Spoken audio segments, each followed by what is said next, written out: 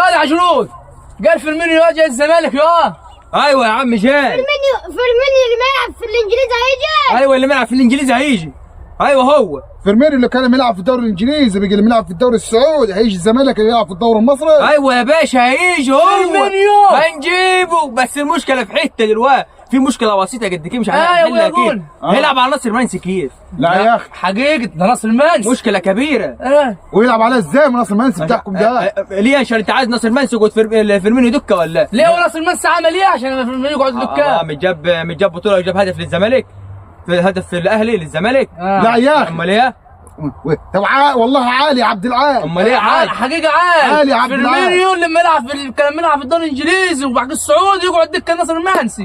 ده خربت خالص، احنا كده نبطلها. احنا نبطلها حقيقة. احنا نقفل الدوري المصري، احنا نقفله ان شاء الله باذن الله. احنا ما حصلناش الدوري السعودي، احنا لو حصلنا الدوري السعودي مش كنا طب اتقدمنا. جاي الزمالك ومقدور عليها يقعد اسمع دكة طيب، ناصر اسمع المنسي. طيب، ده انا شفت على السوشيال ميديا بيقول لك جاي 6 اشهر وببلاش.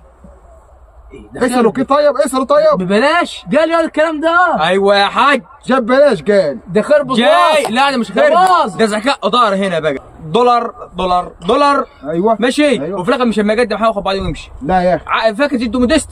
خلي بالك ده ذكاء شحاتين. ايوه عشان والله. ببلاش. ايوه لا يا باشا لو بفلوس مش هيجيبوه. لو بفلوس مش والله هيجيبوه. يلا يا ابويا نمشي. يلا يا عم روح يلا يلا يا يا عم. عم. يلا يا ابويا، يلا يا ابويا شحاتين. ايوه روح. هم محرجين مش عايزين يجيبوا بغداد بنجاح، بعد ما كانوا هيجيبهم لبسهم.